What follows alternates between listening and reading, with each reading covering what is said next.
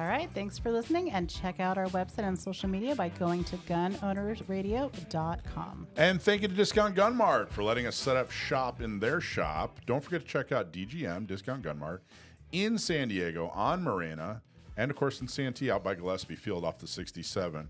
Go to discountgunmart.com for more info, and thank you guys so much for letting us broadcast from your place.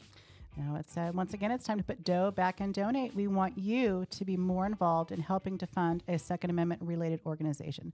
So please take the time to donate. This week's dough back and donate recipient is San Diego County Gun Owners. So right now, don't delay. Go to sdcgo.com and join as a member if you are not already, or just simply make a one-time donation. We'd really appreciate it. Yeah, the election is Tuesday, and SDCGO could use a couple of bucks. We've definitely been active in the election and getting people to view our voter guide, and everybody's been out doing a great job. But right now would be a great time to just make a small donation, sdcgo.org. It's actually .org, not .com. sdcgo.org. Ooh. And Make that slash donate. Awesome. All right. Question, Mike. Oh, yeah. Oh, go ahead. Oh, No, I'm sorry. You go ahead. No. After you. Oh, We're so polite. So polite. I just had a question, Mike. Yes. What is our gun truth of the week this week? The gun truth of the week. All right. Do we have a drum roll yet, Matt? No drum roll. All right. Oh, I should have brought sticks. So the gun truth of the week is in a survey done on people who used their gun defensively. 15.7% said they or someone else who they were protecting, quote, almost certainly would have been killed if not for their DGU. 14.2% said that they or others, quote, probably would have been killed, and 16.2% said someone, quote, might have been killed if not for their DGU. That's a phrase we talked about in the past. We want everybody to start using as much as possible. Defensive gun use, DGU. So in total, 46.1% said that someone certainly would have been, probably would have been, or might have been killed if not for their DGU. That gun truth comes from a study done by Florida State's Gary Gleck, and it was published way back in 1995, which was a groundbreaking study at the time and still is. And it was in the Armed Resistance to Crime book written by Gleck and his partner. I am pretty positive that those numbers have gone up significantly since 95. Since 95, the state of Florida has really taken off as far as CCWs, but so has dozens of other states, including California. So Right. I would be willing to bet that those DGU numbers are way up. 1995, as far as defensive gun use, is practically ancient history. There have been so many developments. All right. All right, with that in mind, Q and A. You have Qs, we have As. Every week I get people that write in and they ask question after question after question, which is great. They call, they text, they email. And so I thought what I'd do is take most of these questions and answer them on the air. First one was about DUIs. So SB2 mentions DUIs when it comes to CCWs. And I actually met with the sheriff. We had a meeting on Friday, and she and the licensing staff have both said that there's been a spike in people who have lost their CCW due to DUIs. Right. Well, there wasn't a penalty, and this process is different now than it had been prior to SB2. Mm-hmm. And we have more, we have more CCW holders out there, so of course we're going to see that increase. And that was a discussion we actually had, Alicia. Has there been an increase? Like, has there been a percentage increase, or is it just the numbers have increased? Therefore, they're seeing more of them. You know what I mean? I mean, it's gone up from 1,100 to 22,000. So of course, even if you have the same percentage of people who are, being penalized by losing their CCW due to a DUI, you're going to see far more. You're going to see, 20 times the amount. Right. So it probably looks like a lot, but we couldn't really tell if the actual percentage has gone up. Extremely important. They're asking the instructors, they being the sheriff, saying, hey, give us a hand. In your class, we need you to start talking about the dangers of DUI in general, but particularly when it comes to CCW holders. Mm-hmm. So I don't really drink anymore. Yeah. I don't drink at all. I've stopped drinking. And one really big key thing that we have to relay, yeah, and what it is the fact that you may choose to abide by the law and not carry while you drink, that's great. Now, if you're driving, that's a problem. Yeah. But the reality is, if you get hit for a DUI, the fact that you may have chosen not to have your gun on you, that was a wise portion of that choice. However, there's still legal repercussions. There's blowback. Yeah, you lose your, SB2 has really broadened Yep. the penalties when it comes to it's really, I don't know the term, but there are far more restrictive penalties due to SB2 when it comes to CCW. You essentially lose your permit for 8 years. Yeah, which is bad. But I was saying I don't really drink. I stopped drinking a few years ago. I had some friends around me that were drinking too much. And I thought, you know what? I'm done. I don't have a problem, but I'm seeing too many problems. And it was kind of a leadership move on my part. Yeah. But here's the funny thing. I would tell people, oh, I don't drink. And I'd get like this, oh, I'm like, no, I don't have a problem. Like, no, this is a good, healthy decision. I thought you were going to say that they felt empowered to be like, you know what, I don't need to either. Like they felt the relief of no peer pressure from you, but you're saying it didn't go No, that way. none of that. Really? There was none of that. Oh. The leadership I was hoping for didn't happen. But no, so I would kind of get this, that was the attitude I'd get. And I was like, I don't feel like going through my life explaining I don't have a problem. Right. So as soon as I got my CCW, I now, that's my crutch. Oh, there you go. You know what? I'm carrying, can't drink. They go, all right. Nobody cares. Got to respect that. Yeah. This is a question I get frequently and in some form or another. And so I boiled it down to kind of a general question. There are so many things going on in politics. How can SDCGO stay single issue? So I get a lot of questions along the lines of, hey, or comments in the form of a question like, hey, I can't just vote on Second Amendment, or, there are other things, or I know you endorsed so-and-so, but there are other considerations, and how can you guys just be single issue or whatever? Every election cycle, and I got to tell you, ever since the invention of the internet, it seems like there is a crucial political subject du jour. This week it's this, that next week it's that. This election cycle, here's the top 2 or 3 things. And there are a lot of people who are consultants, political consultants, whatever. They do a ton of surveys trying to figure out what's the hot button issue right now. And I think right now it's fair to say it's homelessness, especially at least in Southern California, homelessness and the border. I think are the 2 big things.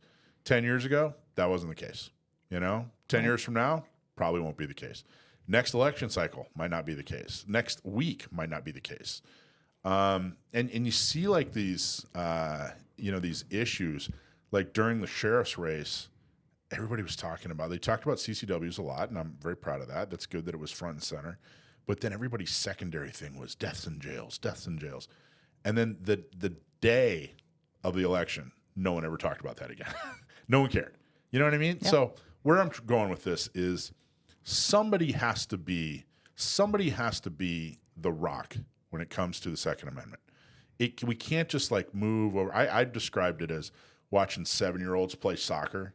Like they all start out in their position on the field, but then the ball goes over here and all 30 of them or whatever go surround the ball. Right. And then the ball squirts out of this pile of 7-year-olds, and they all go running over to the ball, and no one's playing their position. Right. We emphasize the Second Amendment because you have to care about it during elections, during off years, on the weekends, in the evenings, in the mornings.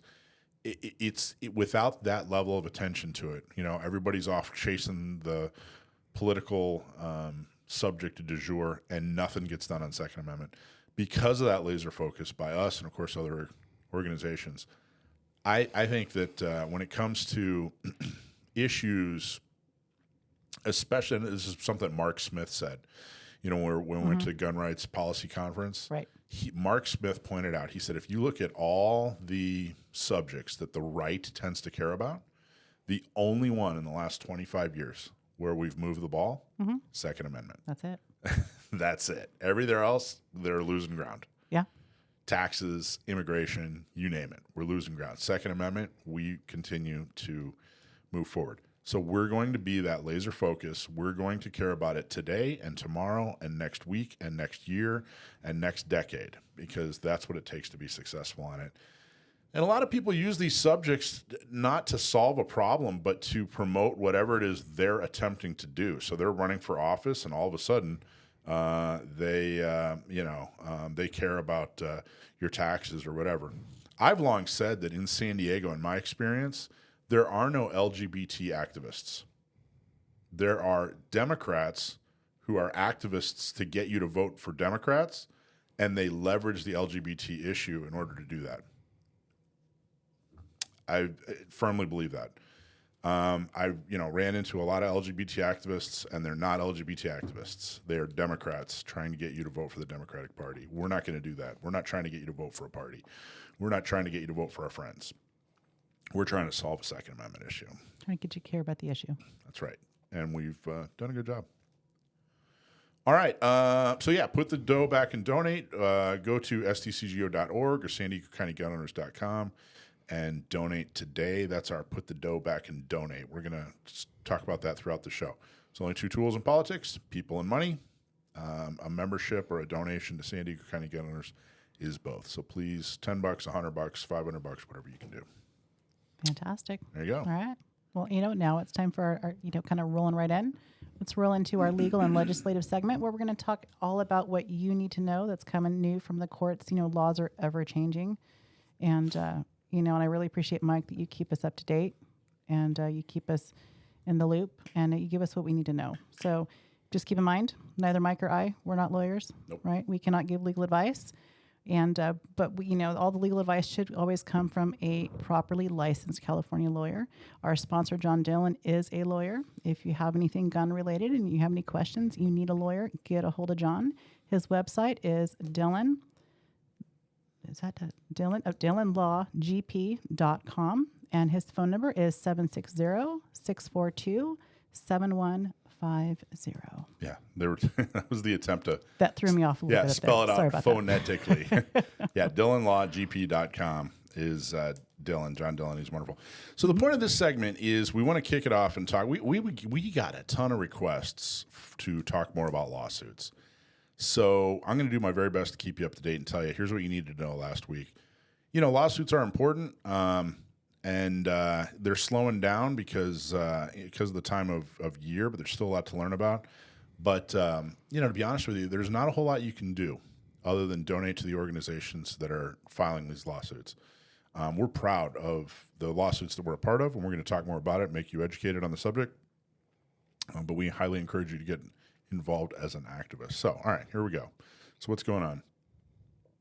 Oh, and the other point of this, by the way, the other point of this segment is there are so many attorneys online, and they're all great. And if you have your favorite, then by all means, follow them and whatever. But if you're somebody who's just like, look, I can't, get these notifications every day and try to wade through a 20-minute video or whatever for lawsuits, we're trying to give you the Cliffs Notes so you can at least be up to date and you know what's going on, but you don't have to dedicate your whole life to listening to people talk about lawsuits. So here's one of the things that you need to know. There's new California law going into effect. Merchant Category Codes, or MCCs, are going to be assigned to guns and gun accessories. And this is the result of AB 1587. It's called Financial Transactions, Firearms, Merchant Category Code. This is actually going to start in May, on or before May of 2025. It actually has to be implemented by May 1st. And so that means it's starting May 1st of 2025. And this is actually a type of red flag law. They have this term for red flag laws, which are supposed to be preventative. They're supposed to prevent laws prevent crimes, prevent bad things from happening. And up till now, really the only form of red flag law was a gun violence restraining order. Well, this new law is kind of a junior red flag law, the MCCs. So California Credit Union League, in an article that they put out, states that, quote, MasterCard and Visa have publicly stated that lawmakers appear to misunderstand the purpose and effect of the MCC, which is solely to identify the business category of the retailer and does not provide any additional information related to any given transaction processed through the network.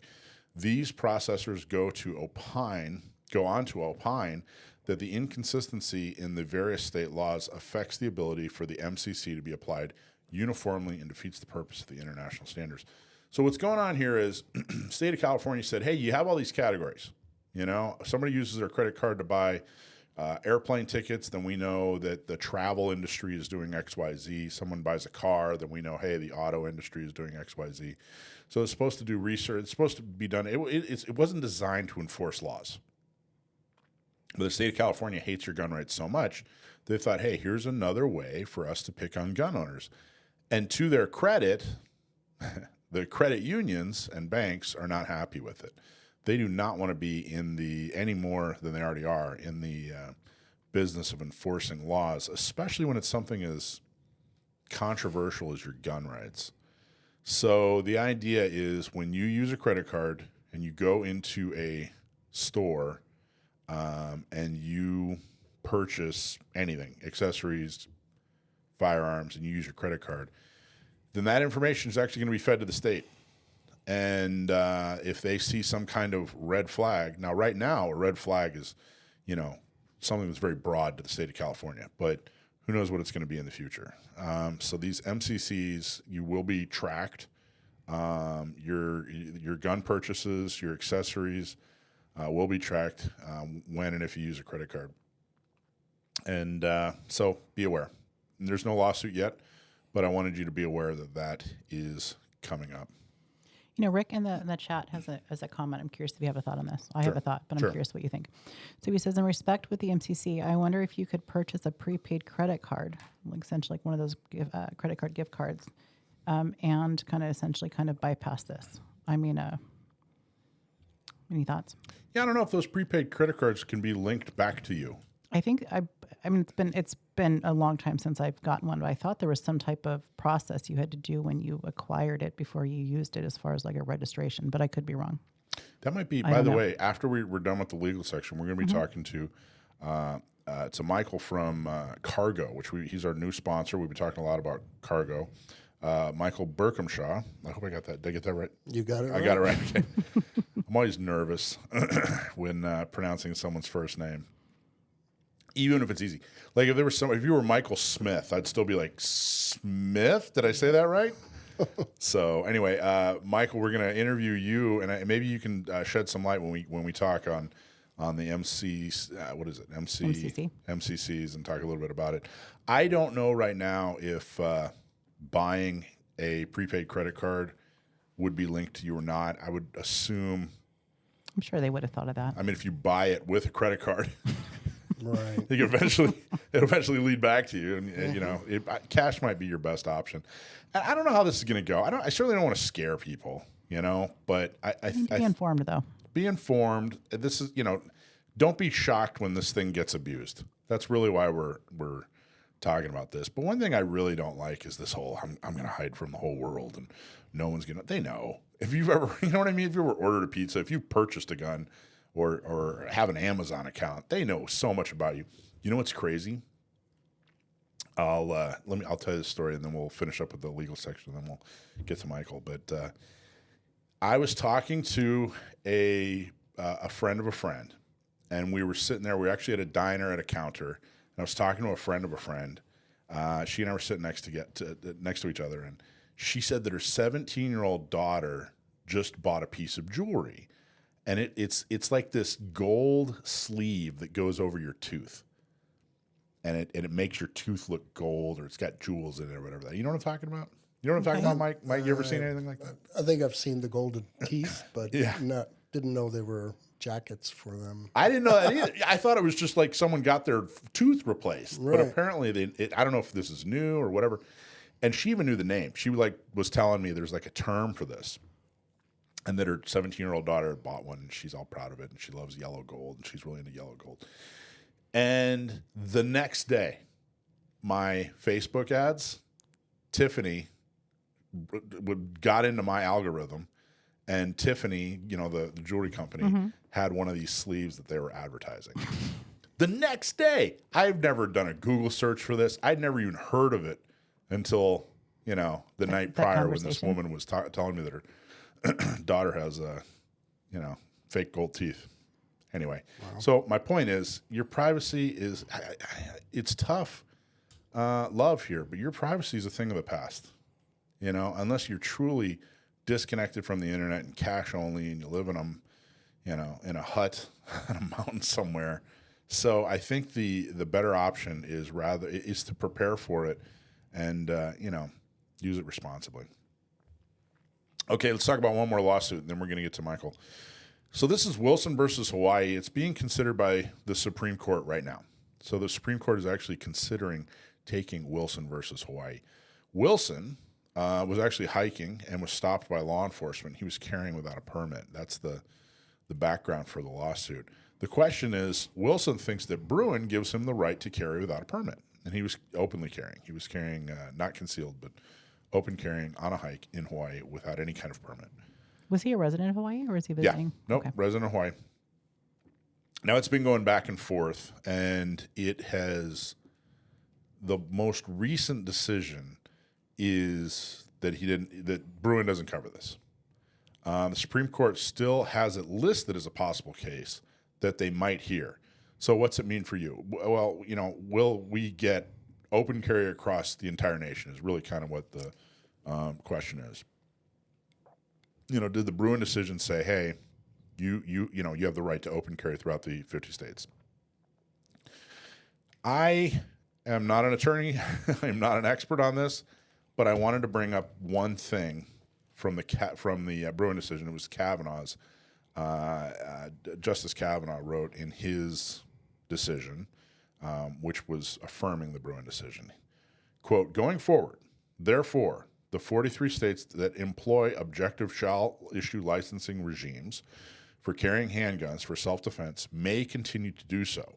Likewise, the 6 states, including New York, potentially affected by today's decision, may continue to require licenses for carrying handguns for self-defense, so long as those states employ objective licensing requirements like those used by the 43 shall issue states. Basically, my understanding of the Bruin decision is that requiring a CCW is constitutional. So if the state of Hawaii says, look, you have to have a carry permit in order to carry, that's constitutional. But making that permit impossible or subjective to get is unconstitutional. So I don't know what's going to happen. I don't know if they're going to take it. I hope that they decide to take an assault weapons case before they, if they have to decide between this and an assault weapons case, I want them to take the assault weapons case. I think that's the bigger issue right now. But even if they take this, I would be surprised if it went the way of open carry. I just, every indicator I've seen, everything that I've read, Bruin does not seem to get rid of CCWs. It just forces them to issue them. What are your thoughts? I feel like I'd have to read back through the Bruin with the whole thought of kind of looking at it from the aspect of the open carry. When I've read through the Bruin, I've kind of had it in the context of the permit. And I don't know that I've looked at it objectively in a way that I can really have a good assessment of that. Yeah. It's kind of interesting, and I think that what you just said is kind of that very well describes the question of Wilson versus Hawaii. But I just don't think it's going to go. I don't think it's going to go the open carry way. Mm-hmm. I think that they're going to say, if they require you to have a license, they require you to have a license. That's constitutional. They just can't. They got to give it to you. I don't know that. I don't have a crystal ball, and I'm not an attorney, and I didn't stay at a Holiday Inn Express last night, so. All right, that's everything you need to know this week as far as our legal and lawsuit update. All right, so that's our legal legislative segment. There you go. Okay, now put the dough back and donate. Don't forget, go to SanDiegoCountyGunOwners.com or go to stcgo.org and donate. Do a one-time donation, or if you haven't yet, become a member. $10, $50, $100, whatever you can afford. But we're raising money for San Diego County Gun Owners. Again, putting the dough back in donate. Sponsored by, appropriately, Cargo, which stands for Cases and Rugged Gear Outfitters. That's in El Cajon at 423 Broadway.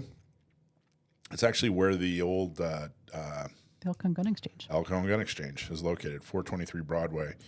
And if you go to their website, which is cargostores.com, or go into the store and mention GOR, as in Gun Owners Radio, you'll get a 10% discount if you mention us.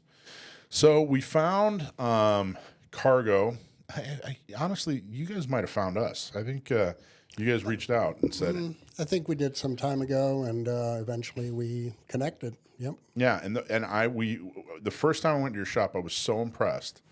It was such a cool niche, like it was seriously, I was walking through your shop and you were giving a tour, and I remember thinking like 5 times, I'm like, oh, this past year I've wanted one of those and didn't know where to go, And the cool thing is a lot of the stuff that you sell is stuff I don't want to buy on Amazon because I want to touch it first. You know what I mean? Yep. Like you buy, there are things that you can buy on Amazon. Who cares? A widget's a widget. But the stuff that you sell, I got to touch it first. I got to check it out first. I want to see it first.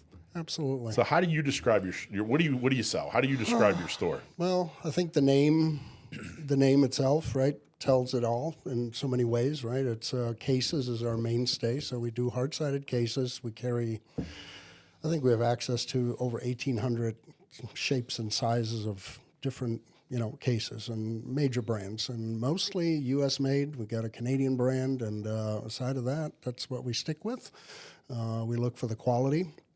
I've been in the plastics manufacturing industry for close to 40 years, and so I know the products quite well, and we've been pretty much carrying these brands such as Pelican and SKB and well-known brands, and Anook is the Canadian one that beautiful cases that just perform well, right? And yeah, and they're gun cases, they're photography cases for drones, drones.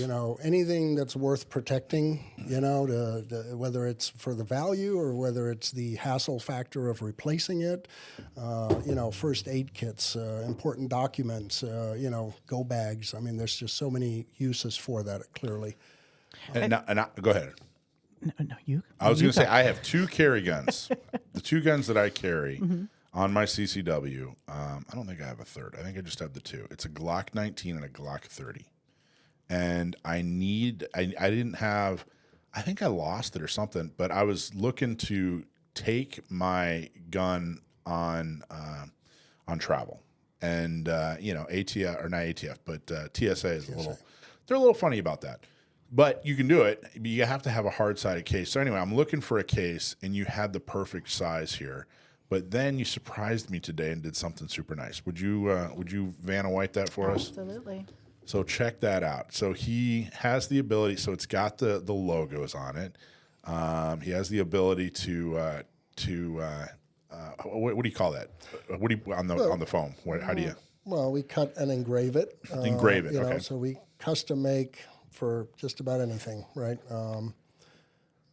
For handguns and rifles, and so we encourage customers to ask for something special. We have a lot of commercialized models already, just because they're common. Rifles are a little bit more difficult because the add-ons, right? The optics are different. Somebody may have a laser on it and different grips and what have you.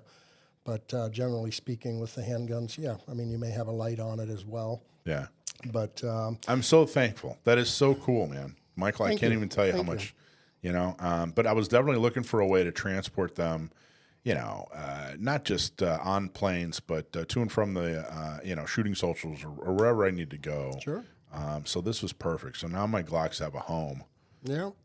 Yeah, and you can get a cable that you could tie under your, around your car seat if you needed to leave it there, and at least it'll slow the bad guy down, right? If nothing else. I mean, it's not a safe, in terms of metal and so forth, but they still better bring some tools if they're going to get into it. And that's just one type. I just need something simple and basic, and then you zha-zha'd it up for me, and it's even nicer. Yeah. But then you also got one for Alicia. Alicia, show them yours on the camera there. That's for you. For me. Yeah. Now I gotta get it. Now I gotta get a 238. Even open You know what's really? Are we going to tell the story about how it's Alicia proof? You figured it out. I did. Had a hard time opening that is it. Fantastic. American flag waving. Got the SIG insignia. Oh, that is really cool. And there's the little keys in here for the case. Yep, that one's lockable on its own. Perfect. And that one's custom to hold a SIG what? 238. Yep, 238. Mm-hmm. Which is going to be your next gun. Yes, it is. How cool is that? There you go. I like it. So yeah, in addition to the cases, again, that's our mainstay. We sell many cases and offer solutions, protective case solutions.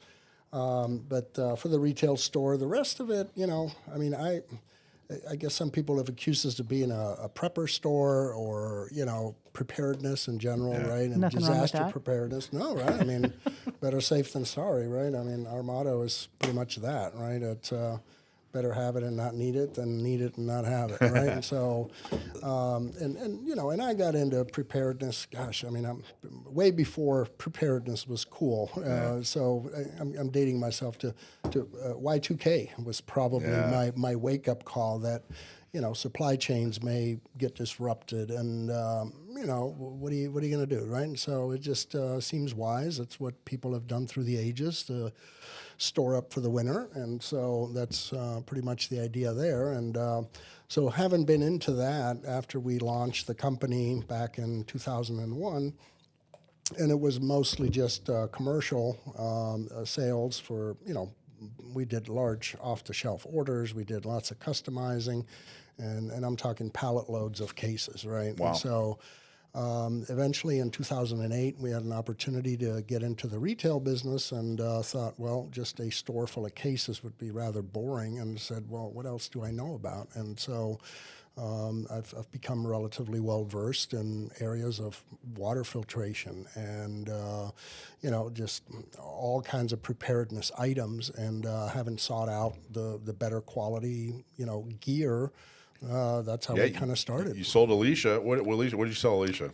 Freeze dryer. Yeah, that's a high ticket item right there, and the same thing, right? I mean, I bought one for myself, had wanted one for years, and then eventually brought one home, and I said, this thing is awesome. So I reached out to Harvest Right. That's the brand of these. They're American made. Obviously components come from all over, but. We ended up becoming a dealer for them, and particularly during the pandemic, there were a lot of people with, not enough stuff to do, and they were starting to think the same way in terms of, disruption of supply chains. And so, which happened, right, quite literally happened. It's interesting, the preppering is kind of an interesting subject, because I think a lot of people like you, when Y2K was creeping up, people got far more interested in being prepared. Right. I think we were too comfortable being taken care of. Mm-hmm. Yeah. And we realized it may not always be that way. There's this great book out there that I recommend anybody read. It's a little old now, but it's totally relevant. Came out in 2009. It's called Emergency. This book will save your life. And the author is a guy named Neil Strauss.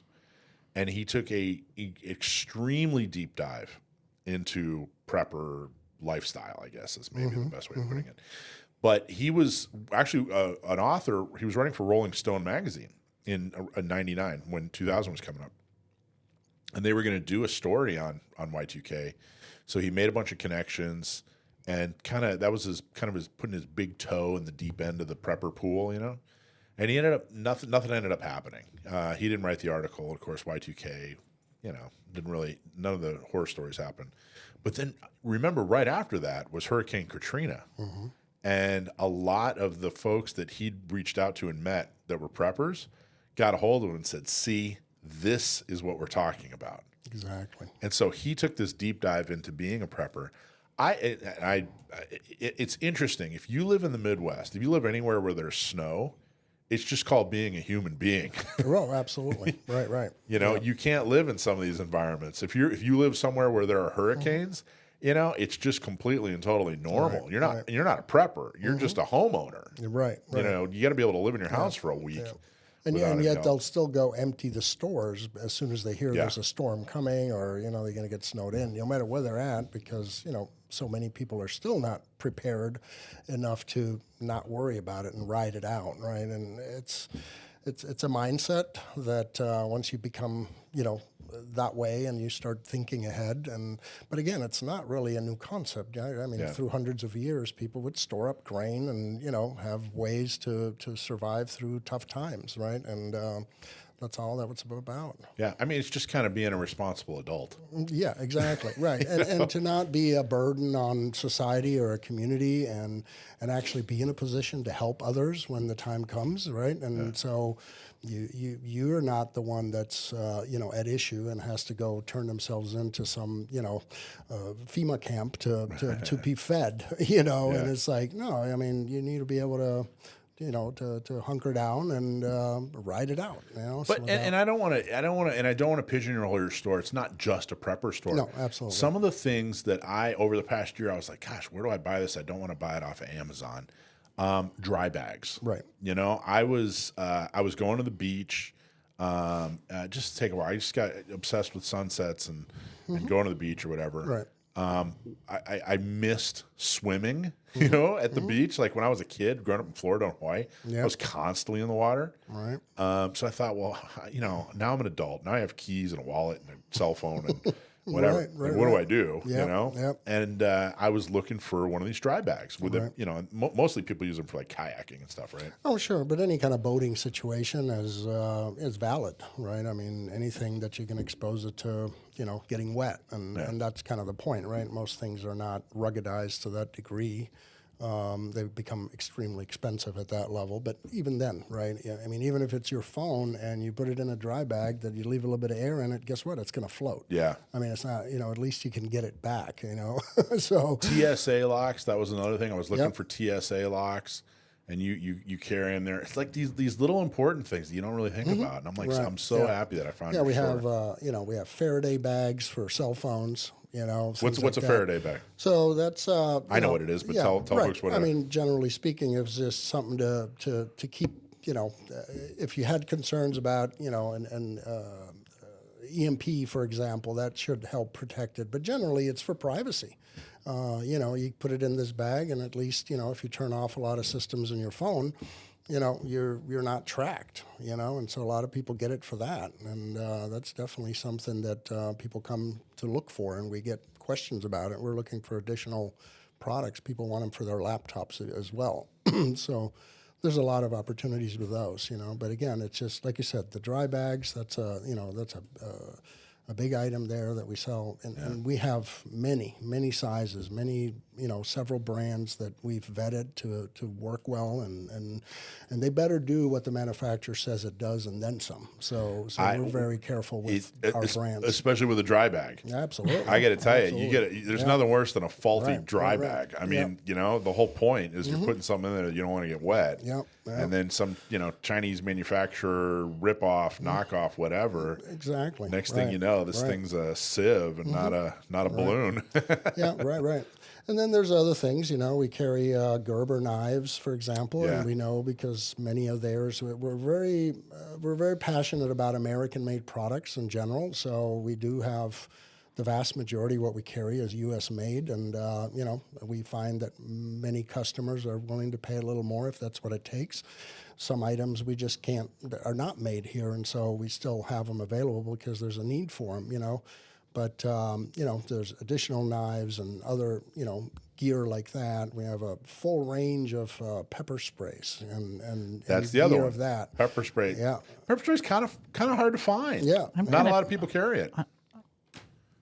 Well, I don't mean no. I mean not a lot of retailers. Not a lot of retailers carry it. Yeah, not a lot of retailers sell it. That's what I meant. Right. At least not the good stuff. Yeah. I'm And we carry picky. Saber, which is U.S. made, and that's what law enforcement prefers as well. And so we've got the whole gamut of those, and we got fancy ones, and for joggers, keychain versions. There's just all kinds of those. We just became not guns, but we did just become a dealer with for Byrna. Oh, cool. So we now have those. Boy, those things got popular, didn't they? They did. What do you like about Byrnas? Well, I mean, they're less than lethal is the take on that.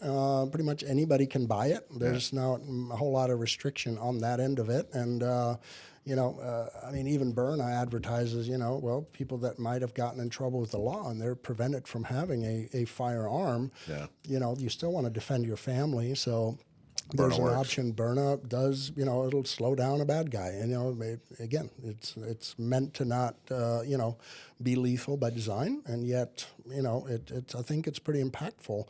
We had one in the store that we kept under the wrap desk just for, just in case there was trouble in the store, and not, have all that extra liability because of it, right? And so, and then one day, we brought it out, and I had all my employees, practice with it and shoot it, and they were like, wow, and they were really impressed, and so we just took the action to now become a dealer, and we've got their rifles and all their models, and so they have rifles? Yeah, oh, yeah. Oh, that's interesting. Oh, yeah. I didn't know that. That's got the huge CO2 tank on those, and so it's it was 80 grams or 88 grams. It's pretty big. Well, I think the best deterrent in your shop barks.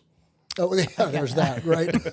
No one's getting past that guy. Yeah. So is it a guy? What's Yeah, he's a guy. Yeah, that's Quest. You get to meet him. We call him our greeter because he does, and he knows a postal truck from a FedEx truck to the UPS truck. So whenever they come by, he starts barking. But yeah, people come in the store and he'll bark a couple times, and So you didn't announces the arrival. Yeah. You didn't have to go down this path. You could have made these containers just for photography or just for another industry.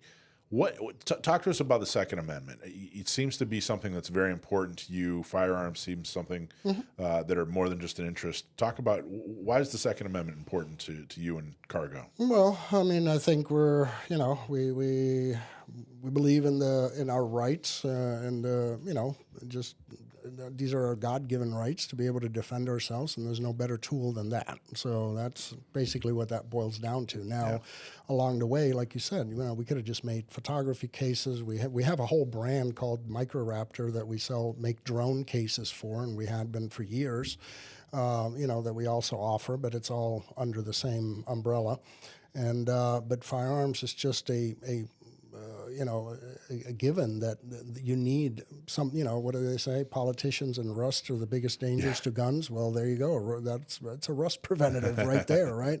So, just for storing it or, they're all lockable. So, it has the child safety aspect of it and so forth. So, and like for you, for traveling and things like that. So there was definitely a need for that. And, and we ended up in a location, being what used to be the El Cajon Gun Exchange. To this day, people still come in looking for them. Yeah. And but it fits our demographic just the same, right? Yeah, outdoors there's a lot people, of overlap, right? They sure. go, people that hunt or just even for target practice, whatever their needs are. So I think we fit that that need in so many levels. So that's the rust preventative part, like you said. But then the politician preventative part, you're also a supporter of Gun Owners Radio and San Diego County Gun Owners, and I can't tell you how much I appreciate that. Yeah. Tell me about that decision. You're a supporter of, you're an advertiser for Gun Owners Radio. Why is that important for you? Well, again, I mean, that's in many ways we support the effort, right? We're very proud to support your organization in that sense, and I think it's very important that we keep on top of it, and it has eroded, and I'd like to see some things turned back, the way, we're making baby steps, but we're making steps forward, right? And so it's all good. All right, and you're open. What are you open? 5 days a week, 6 days a week? We're open 6 days a week. Yeah. 8 o'clock till 4:30 or 5. I'm usually there in the evenings, and so we stay open. However it is, it's just Google will tell you we close at 4:30, and it's not true. And then Saturdays we're also open. From I think from 10 to 4, but the same thing. I may get there early, and if it's open, come on in. So yeah, I mean. Go down and check it out, guys. Everybody listening and girls, go down and check it out. Alicia went and checked it out, and she walked away with a whole new toy. I think. How's that working? Yeah. I got to be honest. I'm still in study mode. I'm realizing there's so much more to it than I realized, and I'm not going to mess up stuff. So I am still researching, YouTubing, reading. Okay. You're kind of a perfectionist. You don't do things half-assed. Sometimes I'm like a kid though. Sometimes I'll just dive right in and figure it out as I go. But with this one, I realized like the whole thing. Like I know I will not be plugging that filter in to the wall. Okay. Or the pump. Yeah. No. Don't do that. It won't like all work. these things. I'm like, I realized, okay, I got to research and study. But no, Yeah, this yeah. one I'm taking my time. Nice. What do you think? What's the first thing you're going to freeze dry? Whatever's in season, I'm pulling out of my yard. Oh, I grew all yeah. my own stuff. Yeah. Oh, wow. Yeah. I forgot about and that was our situation, right? I wanted one for that. We've got fruit trees and our garden, and you like to buy things on sale, and if you don't preserve them in some fashion, they're going to go bad. So what better way to try to help stock up a little bit on food, make some meals for traveling and camping. These things are awesome because it's lightweight. And all you need to add is water, and not in all instances. Sometimes many of these you can just eat without that. You make dog food and dog treats, and I mean it's endless. There's only like 3 things you can't freeze dry, and it's really what? Ice. Ice. Well, Probably one. Yeah, ice. Yeah, exactly. Water. It's useless. So no, but it's just low moisture content products. And so, chocolate, peanut butter, honey, Gotcha. they just have no moisture in them. High fat products are kind of a problem because they may end up being a little bit rancid. The fat doesn't freeze dry. But any lean meats, I mean, we've got, what's the bomb is eggnog. Freeze-dried eggnog? Oh, my goodness. Really? Yeah, we'll be making some of that. We put them in like an ice cube trays and freeze it first, and then you got little cubes of eggnog. You can do bone broth. You can do, anything. Just add water. Soups are great because, again, that's just water and the elements, right? Now I'm trying to think I want to make like some eggnog dust. What could I cover eggnog dust with? Yeah. Well, now I'm going Put it on to a do it, and cereal I'll or something. bring it in. There you go. Yeah. So any questions, just give us a call or stop on by. I'll walk you through what I know. There you go. Go down and see Michael at 423 Broadway in El Cajon. Say hello to Quest. Yep. And again, mention Gun Owners Radio, you get 10% off. And we've got a great team over there. Everybody's very knowledgeable. It's everybody's very passionate about what we do there. So I think everybody will be very helpful in any way, whether I'm there or not. Good. Great. All right. What's your website? It's cargostores.com. Cargostores.com. Thank you so much, Michael. Appreciate it. Oh, thanks for Check having out me. Cargo. Go down, buy some cool stuff, say hello, and pet Quest. Yeah, I don't know about that. All right. Yeah. Okay. Cool. Okay. So let's see. Next we have put the dough back and donate. Again, San Diego County Gun Owners, we want you to make a donation today. Go to sdcgo.org and donate, or go to san diego county gun owners.com and donate. $10, $50, $100, whatever you can do. Help us out. Don't forget, Tuesday is Election Day. We've been working hard to vet candidates and now get them elected, so help us do the same. Okay, so this is our curtain call with Alicia. We're going to talk about a defensive gun use that happened. This is sponsored by Straight Shooter. Go to straightshooter.ac, 619-922-3937. The change in season triggers a lot of people's allergies. Straight Shooter can help you with your indoor air quality. Give them a call. Make sure you're breathing clean air. They do heating and air conditioners. If you have a heater or an air conditioner in San Diego, call them, have them come out, give you a tune-up, talk to them, especially if you need a new unit. These guys will shoot you straight, hence the name Straight Shooter. Check them out. Call them today. All right, Alicia, what do we got? All right. Well, actually, first I want to start with just a super chat acknowledgement. Speaking of putting the dough back and donate, Mike White did give us a super chat donation, so thank you to Mike. Mike's the best. Thank you, Mike. Pretty Appreciate you, awesome. man. Thanks for listening. All right. And so our defensive use, this one actually is a little bit interesting because the reality is if you think about a defensive gun use, of course, our desire would be for everything to go perfectly, right? For everything to be done right, for there to be no errors or mistakes. And the reality is we're not always going to get that. So this one here is a mix of kind of a little bit of good and not so great, but it's an opportunity to talk and to have some learning opportunities, right? Yeah. So this one is a story out of Rancho Bernardo. So it occurred. Heard of it? That's right here locally in San Diego. That's cool. I was just there yesterday. Yeah. All right. So this occurred in August of this year. Mm-hmm. So here in Rancho Bernardo, and the incident occurred around 5 p.m. So you think about it, kind of busy time when people are starting to get off work. Right. This happened in a business, and it was actually a smash and grab at a jewelry store. Jeez. So the reality is, think about this. So right there in the article was put out by NBC. And so what they state is there's a quote from the owner, and he made a statement about how he, what's kind of interesting is in one part of the article, they say he's been robbed before, and this is not the first time. But there's also a quote from him saying he never expected to be robbed because he doesn't carry Rolexes. All right. So something I want to kind of draw attention to is even when you think you're not at risk, even when you think that you don't have anything anybody would want, or even if you think you're not going somewhere where you might be at risk, we carry just in case. You know what I mean? So kudos to him that he was at least carrying. So I kind of give him a check mark in that good, in that positive category. But the way this went down based on the article, it states that there was a smash and grab. Some guy came in full get up gear, mask, head covering and everything. So he was not all that visible.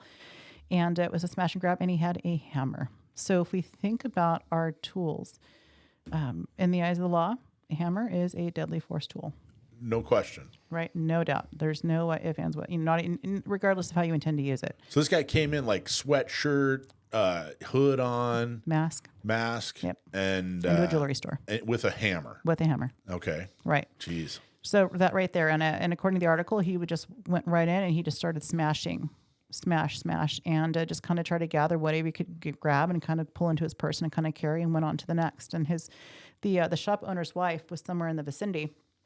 There's no specification given or articles or video or picture to kind of show us the layout or the design. But there is a statement made that the guy approached close by where the shop owner's wife was, and that's where this became, in his mind, dangerous. Dangerous, right? He's not just stealing stuff, right? He's getting that's too close to my wife right there, right? With a hammer. I don't blame him. Exactly. So what he did, however, and this is where, this can be a discussion that we have if you have any thoughts on this. What the husband did is instead of taking a shot at the threat, stopping the threat, he did a warning shot. That's interesting. And this is, in my opinion, and it's just I'm not a lawyer. In my opinion, not a good idea. Right. Right. In the eyes of the law, this generally does not go well, especially here in California, because in the state of California, there's this thing called imminence. Right. Imminence. And so there is a threat to you, and it's here and it's now. And if you have time for a warning shot, it tends to play out in court that actually proves for the other side that the threat was not all that imminent if you had time for a warning shot. It generally doesn't work in your favor. Not recommended. So he did take a warning shot. In this particular instance, it was enough to scare this guy off. Kid turned, dropped all the jewelry, and ran. I wonder what did it say? I wonder where did he shoot? The article doesn't state. That's a great question. You know what I mean? Mm-hmm. Like, I don't even know where. I'm sitting here thinking of just kind of being in a generic shop. Right. Like, where is a safe place to shoot, particularly if I'm the owner of that shop. Right. So the guy took off, though. The bad guy took off. Good. He dropped. Yeah, he did. He took off. He dropped everything and he booked it. Were there consequences to the shop owner? Nothing that's stated. No. God, I mean, he was insured. There was no statement that, I did read through. I did kind of do some Google. There was no mention of any charges. Sometimes I wouldn't be surprised if they, even if you found it justified, maybe there'd be a, discharge of a firearm in city limits. Yeah. We often see that even in justified shoot. There's no mention of anything like that I can find. Have you ever been robbed, Michael, in your shop? I have not. No? Never experienced a robbery or anything like that? No, we've had some sketchy individuals, here and there. I think. Now, one of them bought a freeze drill. Yeah, we had a sure. So, you maybe felt like you were being scoped out or whatever, but or just I think it's more just shoplifting. Maybe not as a robbery and being held up. And we have had some incidents where somebody I'll confront them and said, "Are you going to pay for that?" As they're heading towards the door, and then, "Oh yeah, well I meant to. I really don't need this," and so there's some of that. We've gotten we've even at one time somebody passed some fake bills. Really? So we've had that happen. So. There's some of those things, and that's an interesting strategy how they do that. So they'll actually buy something. Let's say it's $300, and they'll give you two of them are good. Yeah. They're real. One of them is not. And if your cashier doesn't catch it there, then what they'll do is like maybe a week later they'll come back to return it, and then they want a refund on that, and hoping you didn't notice. Wow. And so by then. If you went to the bank, they would have found it. So it's all kind of sketchy. But you know, It's interesting that the guy says, "I'm surprised we got robbed. We don't carry Rolexes." Yeah, right. It's kind of an interesting thing. I know. They are Rolexes are so they dominate their industry more than any brand dominates their industry. Period. And so the Rolex has it's like they're more than just a watch. They've turned into like a form of currency, you know, and it's crazy. But that's interesting that he actually made the decision to not carry Rolexes because for that reason, you know, that they're so high risk. You know, the other thing is this probably would have been a good situation for a Berna. Yeah. Right. Absolutely. I mean, it sounds like he got away with everything, and I say got away with it. It sounds like he wasn't prosecuted. Nobody, he wasn't right. Whatever. That's great. But the other thing is, gosh, I mean, it's like you got to be Batman these days with a utility belt and like you got your Berna and your pepper spray and your gun and your knife and your right. Yeah. Well, with the Berna, I think you'd be in a position to not be as overly concerned that if you're going to shoot at them. Again, it's you're limiting the damage no matter what, and you'll get their attention, for sure. And I think they hurt a lot. So yeah, it's like a paintball with like pepper spray inside of it. Nope, Is that not in California. No, not in California. Oh, no, it's not. No, what is a Berna? I'm sorry. So they have I can't even remember the name just a projectile. of it. Yeah, it's a round projectile like a marble size, right? And it's hard plastic. And we'll put some videos up on our store as well for people to see. But it'll leave a big mark. I mean, there's people have self-tested them on themselves, like having their own family member hit them, and they seriously regret it. Well, if you're some knucklehead in a store with a hammer, and you get hit by one of those, you're going to rethink life. Right. Well, and that's the thing, right? You can unload the magazine, right? It's got 7 rounds in it, and so and it's got interesting too because it's CO2. So even after you're out of ammo, you can keep hitting the trigger, and it sounds like you're still shooting. It just keeps going pow, pow, pow, pow, and it's like so. Whoever's once you got hit 4 or 5 times, you're probably okay. I've had enough of this. So let's talk about warning shots real quick. Let's really kind of get into that. Now, we're not attorneys, and this isn't legal advice. And disclosure. My understanding, though, is that they look at, hey, that's a gun, that's lethal force. Right. So if you pull a gun and use a gun, it's because you expect that your life is in danger. Absolutely. And if you do something other than stop that danger from happening to you, then you didn't actually think your life was in danger. Right. And so so that's why a warning shot, in essence, is kind of a layman explanation for why a warning shot is not allowed. If you pulled your gun and you gave a warning shot, it meant that you didn't really think that you needed lethal force. Right. Absolutely true. And just by way of a bit of a disclaimer, not California. This is California specific. Yeah. Other states, for example, allow defensive display. Warning shots may or may not be within the scope of the law. This is a kind of a California thing because we have a thing called eminence, and we have to be proportional. And so, yeah, absolutely, as you stated. No, like I said, it sounds like you didn't get in any trouble, but also ill-advised to do a warning shot. Correct. What do you think he should have done? There's no talk about other exits. I mean, I would prefer for him to have either grabbed his wife or kind of, directed her, hey, let's bet, this is all replaceable. He was insured, right? It's all replaceable. Stuff is stuff. Let him take the stuff. Let's get us out. That would have been, my opinion, the best thing to do.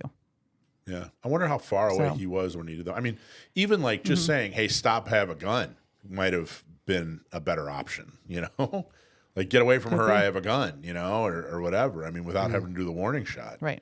Or getting into this guy's line of sight to show that he actually had a firearm. You can't flash and show it. Yeah, I was going to ask you about You can't that. defensively display, not in California. Right. Oh, okay. Other states you can. California, you can. Even in your own store. I'm not a lawyer. We can call John Dillon on the nuances of that. Yeah. That's the other thing. Is like it depends on what the jury thinks. Right. That's the thing. Is some of that can be kind of gray, and that's I mean you start kind of treading in territory that I don't know that I personally would want to step in. So I wonder how that's going to work with, for example, a Berna. it looks like a gun Right. through and through, unless So you have if the someone- orange one, right? Right. So If someone perceives it as being a potential firearm, it's not unreasonable. And there have been cases where this has come up to where if Right. they have a reasonable perception that it was a firearm, they can be justified in using deadly force themselves. Well, I think exactly. No, you can display the burner though. That Oh yeah, for yeah. displaying. Yes. Yeah. Yeah, right. I thought you were you talking can about say, hey, escalation. I have a burner. That's it. yeah, I wouldn't even say that. Yeah. The guy stops. I've heard about those. Yeah, They're watch starting to get this. really popular. I was going to buy one down in Cargo. Wait a minute. Yeah. As far as display and show, absolutely. Yeah, that would be allowed. Right. It Another gets selling point. It Yep. gets so primal. You know what I mean? Like his wife's in danger. Yep. His stuff's in danger. His livelihood's in danger. There's That's somebody it. there threatening you. And it's in the heat of the moment. I mean, You don't have time to think or to plan. No. Yeah. All right. Well, that's our curtain call. Right here from Rancho Bernardo, guy defends himself. Little different situation. Uses a warning shot, which is ill-advised, and is objectively not legal in the state of California. I think we don't have to be an attorney to say that that's not something you can legally do, is do a warning shot. Right. And so, highly recommend not to do that. But you know what? This guy saved himself and saved his wife. So good on him. Don't want That's to it. And he criticize him carried, too. even if he thought that he wasn't going to be robbed. Yeah. That's it. I wonder if he's going to start. Might as well start carrying Rolexes now. Yeah. It's going to get robbed anyway. That's Let's it. get the Rolexes in there. I don't have a Rolex. That's not my tax bracket. But Get a anyway. new case made if you did. Well, I am. I'm going down to Cargo to get my case. I have like I don't know how many. I have like How many? I have like a dozen watches. I have to add them up. But I have like a dozen How many watches. arms do you have? Well, but these are watches like that I've had. One of them was my mom's watch. She passed away, and I still have her Citizen watch. She has this nice gold Citizen watch. So I have that. And then some of them are just kind of beaters that, one's a $50 Timex, and then, I have the ones that I really like. Some are gifts, but so I have like a dozen, and I need like a central, like the way I have it now is not, your setup's going to be way better. So what I got to do, the other thing, here's the other problem. Here's the other reason I like that you are a custom shop. I have like a 9.25 inch wrist, which is seriously a good 2 inches bigger than like an average wrist. Like most people are in the 7s. A lot of guys are in the 6s, Okay. And I have a 9.25 inch wrist.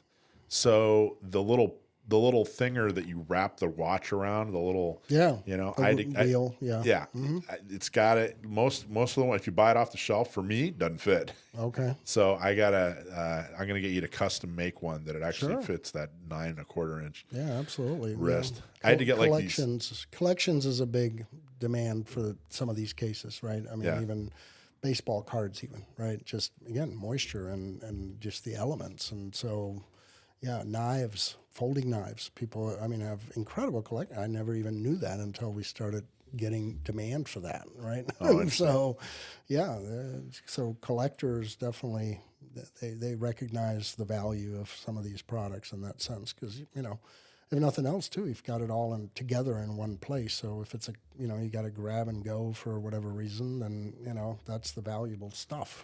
Well, my current solution is I bought a bunch of those little tiny display pillows.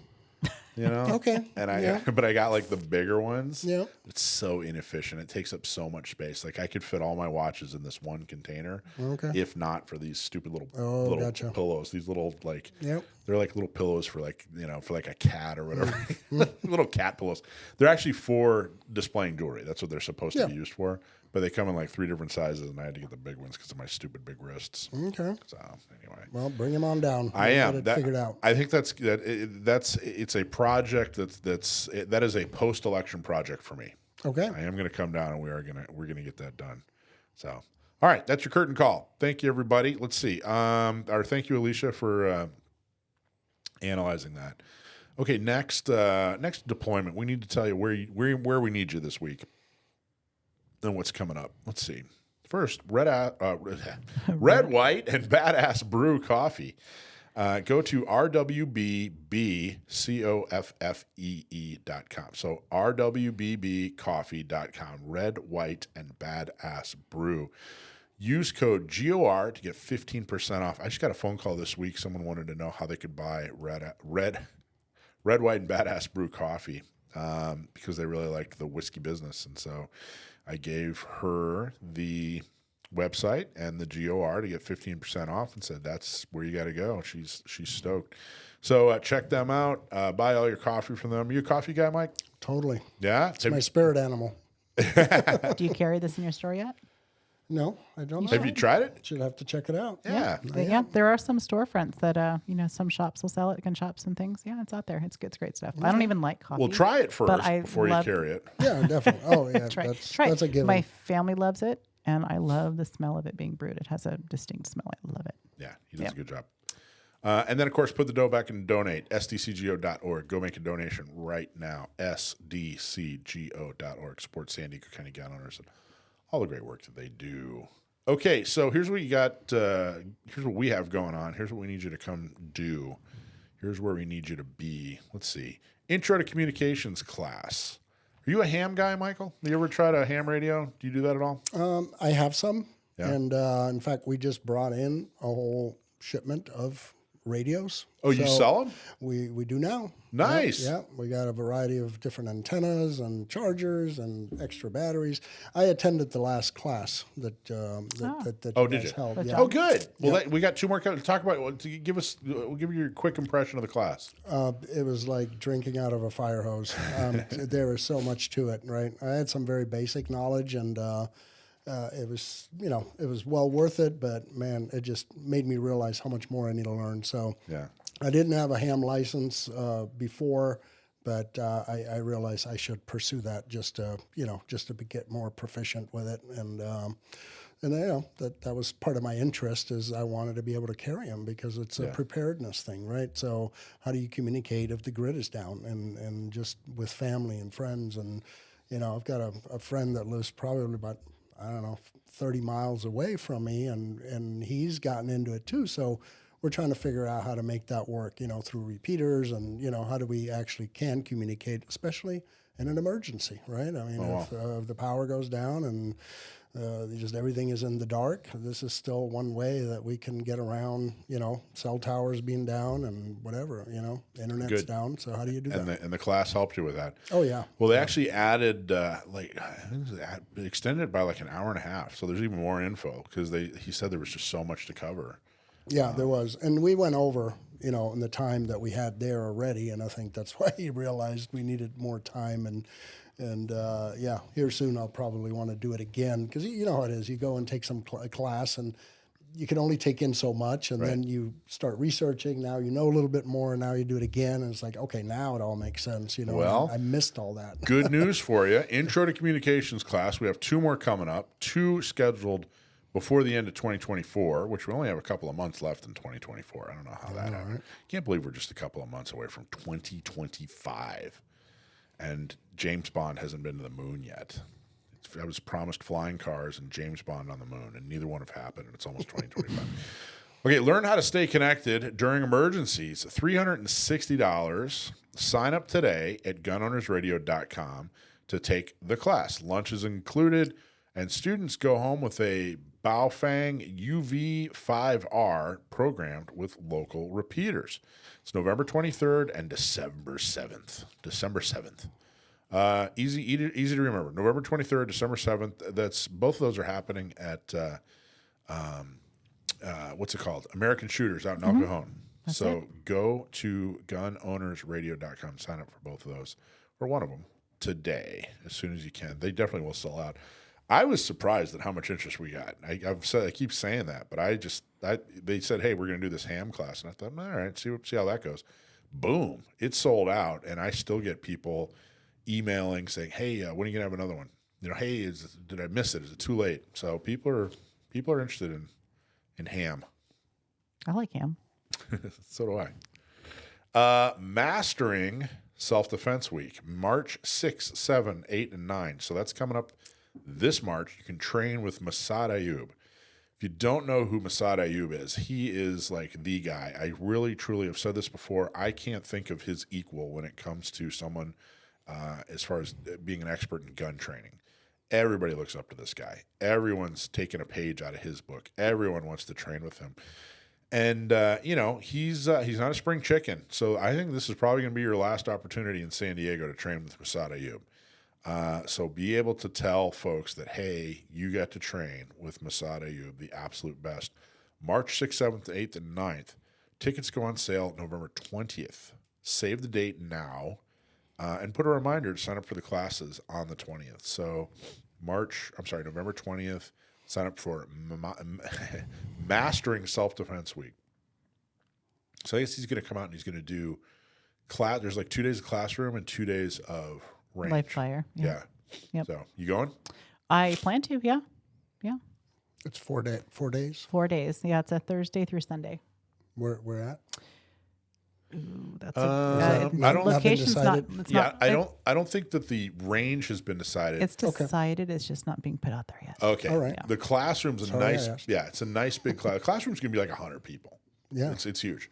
The classroom work is in the what's it called? That area over by where the 805 and the 5 split. What's that area called? You remember the triangle something? The 805 and the 52 split. That's what I call it. No. The 805 and the 5. Oh, I guess the 52 is right there too. Yeah, it's like we're like 15. the 805 and 5 where they split. You're talking to a woman. You want me to give you directions? Well, I'm not going to stop and get directions. I'll tell you that. That's true. So it's pretty central. Just It know is. that it's a very central area. It's just south of like Del Mar and just north of Claremont. Yeah. That's 805-5 split. So it's just there's a name for it. Something Valley. Oh man, that's bothering me. Not Sorrento. Sorrento Valley. Is it? Is that Sorrento Valley? I don't think Matt, is so. that Sorrento Matt, Valley? That's I think- further up. He doesn't know. That's further up. Anyway, it's 5-5. It's 805 split. Very, very central. It'll be a nice big classroom. Anybody that went to our Christmas party a year ago has Oh. been there. Okay. Yeah. So, but we'll announce it. It's all here in San Diego. It's going to be very central. Just really quick way to question the chat. Go for it. Back to the ham radio. Yeah. The cost of the course is $360. Yes. Cost of the course is $360.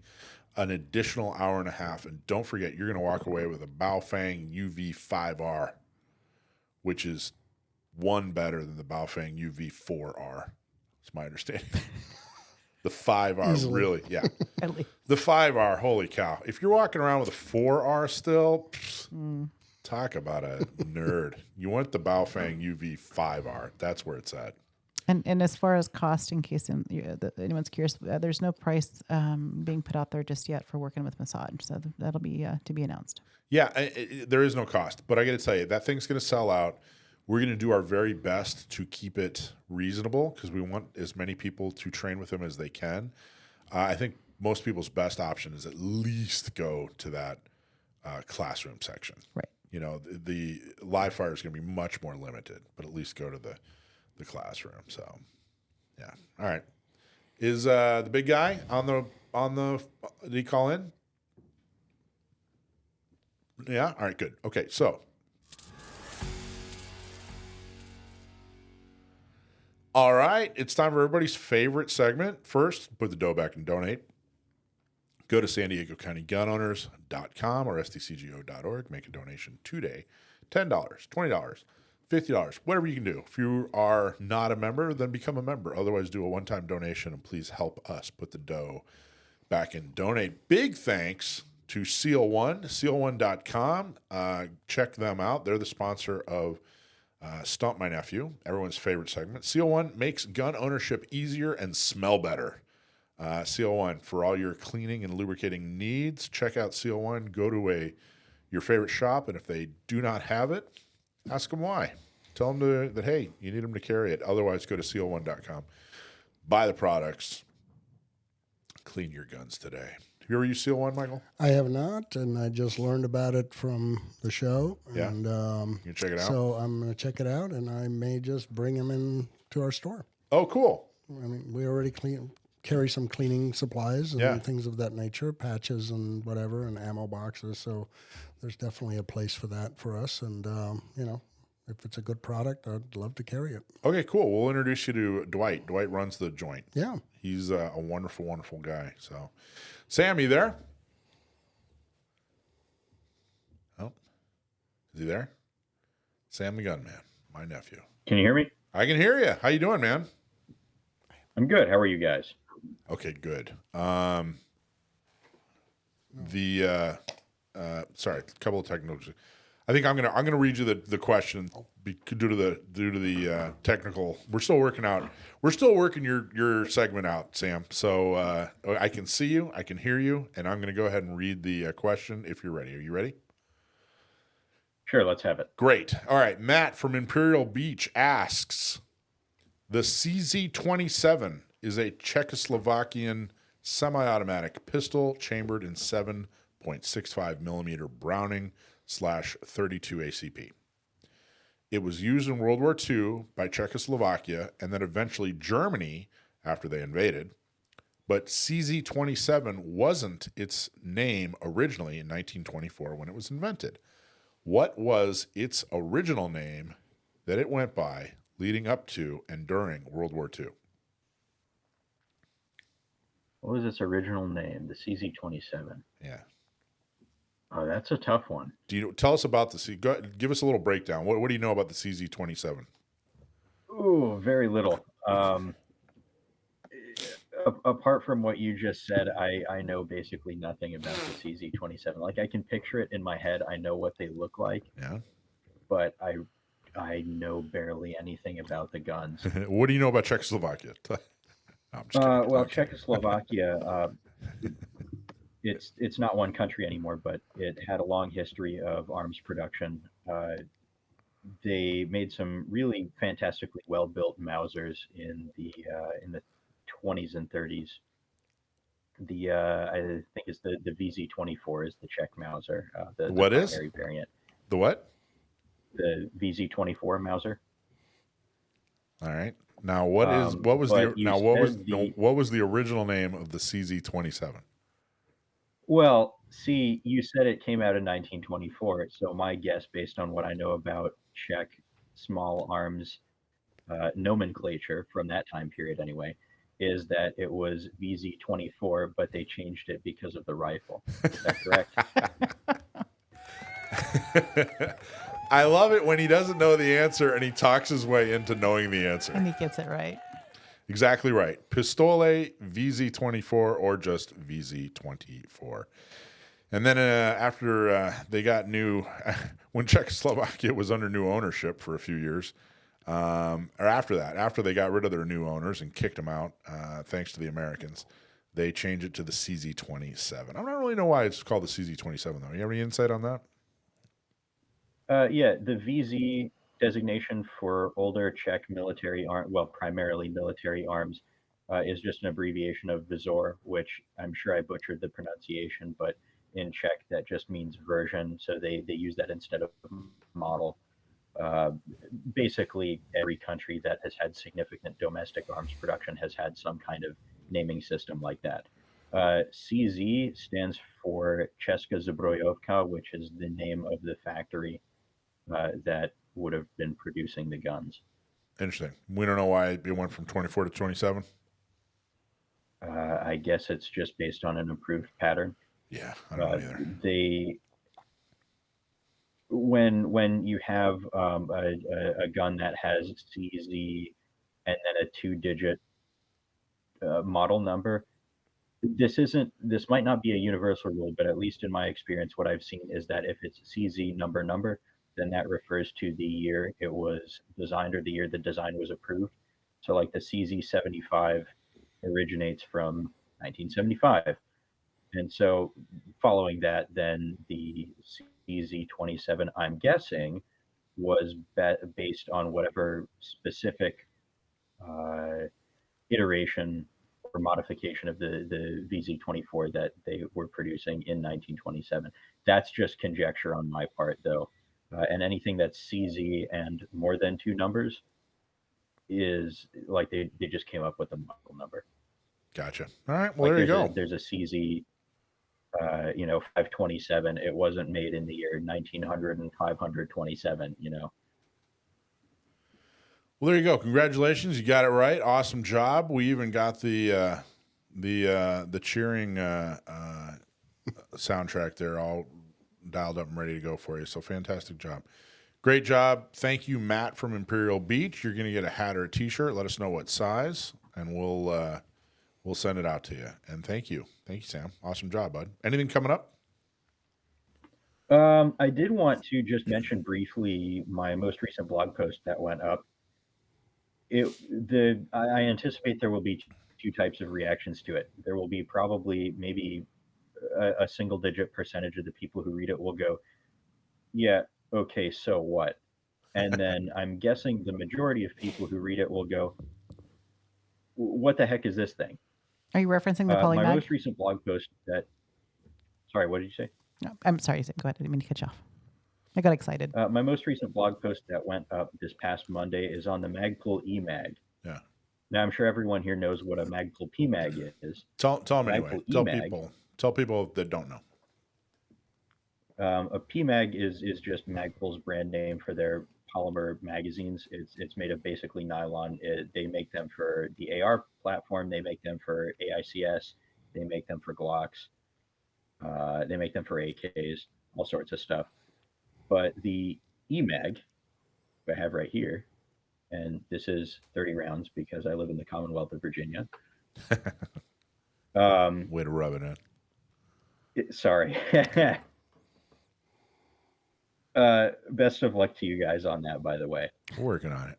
But the eMag is a PMag that they specifically redesigned to work in things that are not AR-15s. So they're relatively little known in the United States because most people who want an alternative to the aluminum GI magazine were using ARs. So they just bought PMag Gen 1s and Gen 2s. But there was a lot of foreign military interest in the eMag because it works in things that are not AR-15s but are designed for those Colt magazines, like the L85 that we were talking about a couple weeks ago, HK416s, things like that. So Gen 3 PMags were actually based on this. They have the features from this eMag that allow them to work in things that are not AR-15s. But the eMag itself, as I said, most people in the United States don't seem to know about it, though they have been used in, like, on the two-way shooting range, as it were. And I've even seen evidence of them being used right now in Ukraine. Interesting. Yeah. What is it? What was the gun that they, especially special ops, were trying right around 2010, 2011 with the UGG boot? HK416. No, not that. No, the UGG boot for the buttstock looks like an UGG boot. The SCAR. My understanding is a SCAR will not take a polymer, or doesn't do as well with a polymer magazine. Worse than that, actually, the SCAR can feed it like if you take a Gen 2 PMag, for example, it'll fit in the magazine well for a SCAR 16. SCAR 16S is the civilian variant of what I think they market as the SCAR L to militaries. It'll fit in, it'll lock in, it'll feed, and it will destroy your bolt. Oh, that's because nice. I don't know how well you can see it right here, but in the back of any AR-15 compatible magazine, you have a little notch right there. Oh, yeah. Because that's how the last round bolt hold open works. There's sort of an extension on the follower. And if you can see that right there, that little tooth at the bottom, the bolt catch catches on that, and that the follower pushes it up, and then the bolt catch catches the bolt.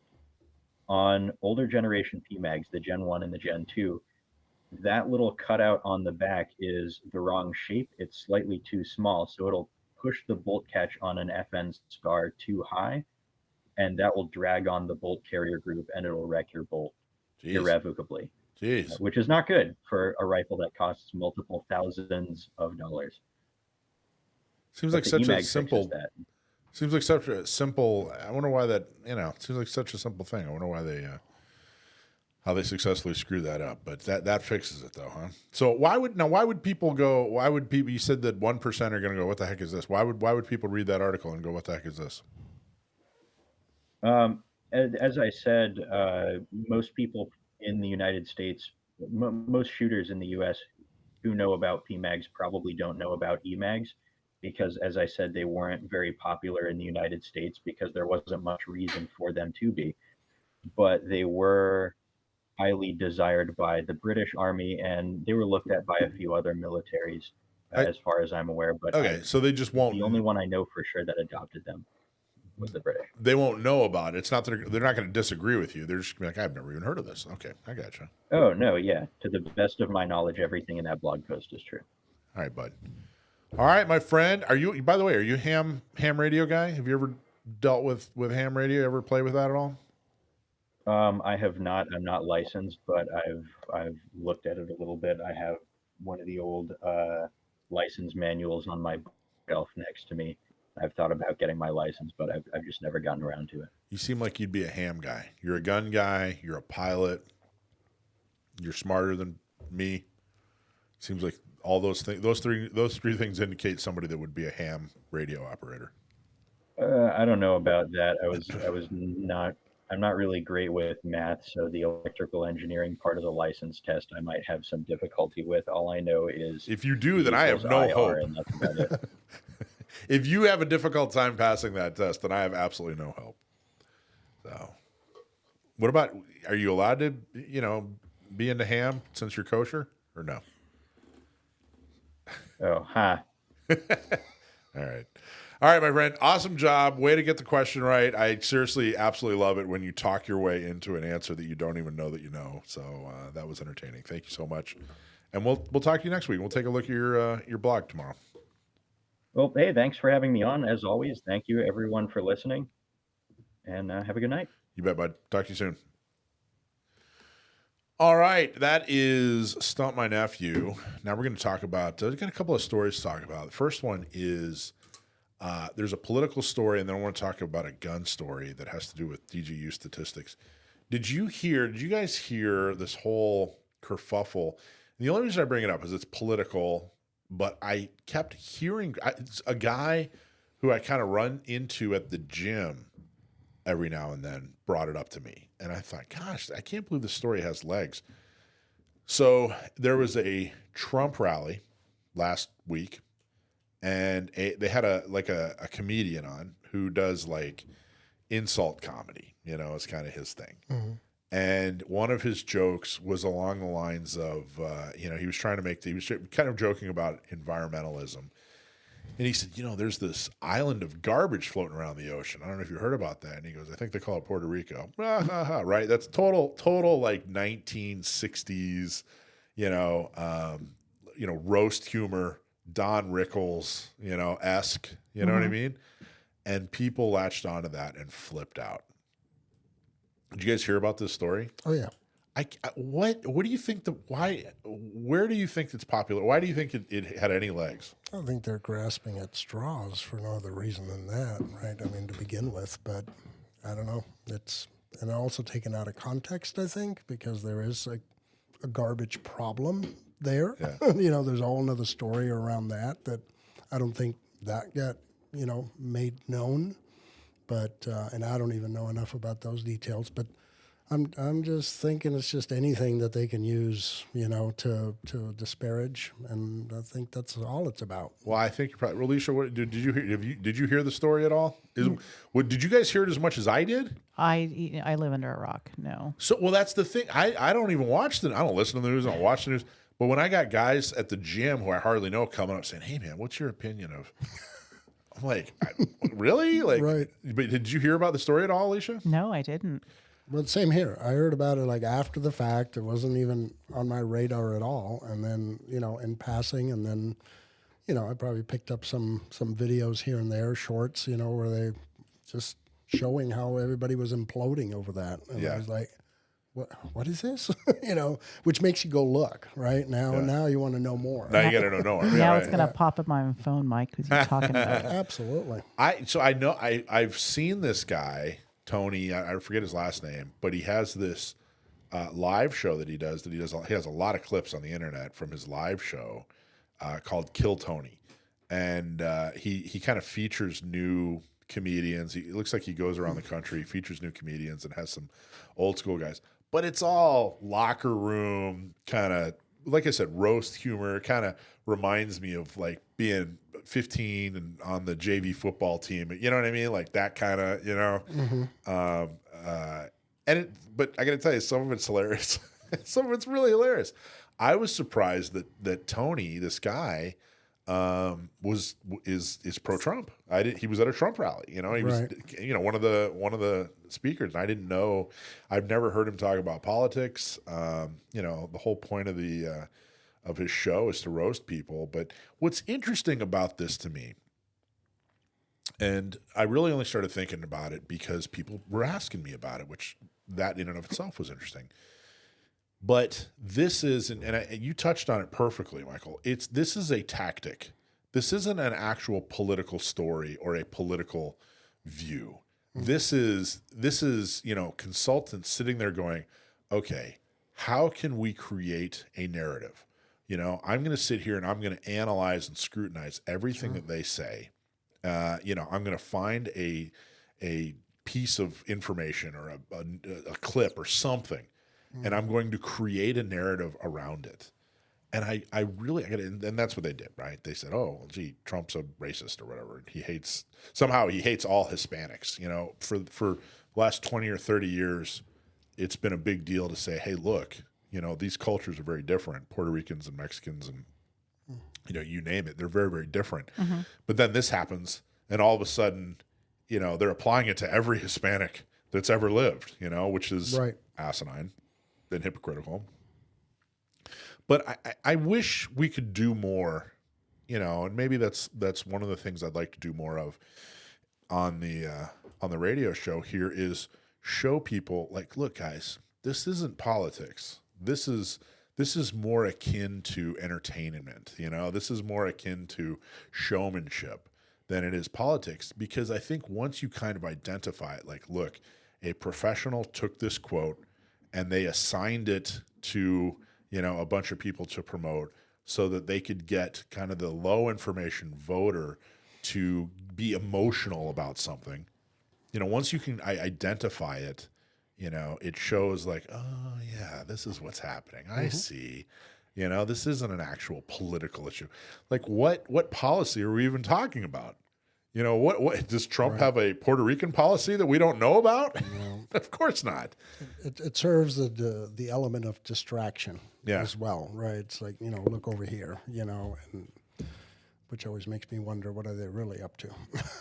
Truly. When that's happening, because that's clearly not important at any level, not towards this election. And like you said, it's not a reflection on Trump. He's a comedian. That's just what he does, And they box people in and they say, all right, here's the parameters of the issue. Now I'm boxing you in. Now you have to comment within these parameters. No, I don't. I think when people say, hey, what do you think of this? I think that it's better as an activist to tell people that's not an issue. Like, the issue is the economy. The issue is my avocado was $1 2 years ago. Now it's $3. The issue is, inflation and economics and blah, blah, blah, blah, blah. Get out of those parameters. Don't let people box you in. It kind of reminds me, when I was in my early 20s, I didn't watch professional wrestling, even though I grew up in Florida. I know that sounds odd to grow up in Florida in the 80s and you didn't like professional wrestling. I mean, geez. But I never watched professional wrestling. And then in my early 20s in San Diego, I met a professional wrestler, very semi-professional. And he actually showed me a tape of one of his matches.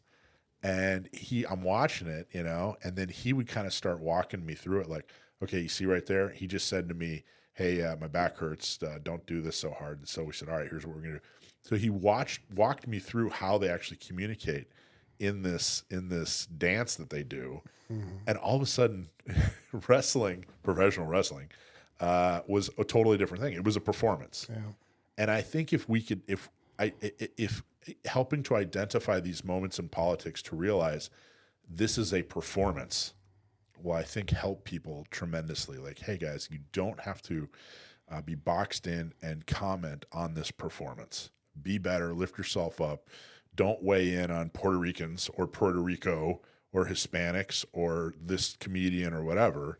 Redirect and say, no, the parameters you were trying to box me in, I'm getting outside of that, and I'm going to actually talk about things that matter.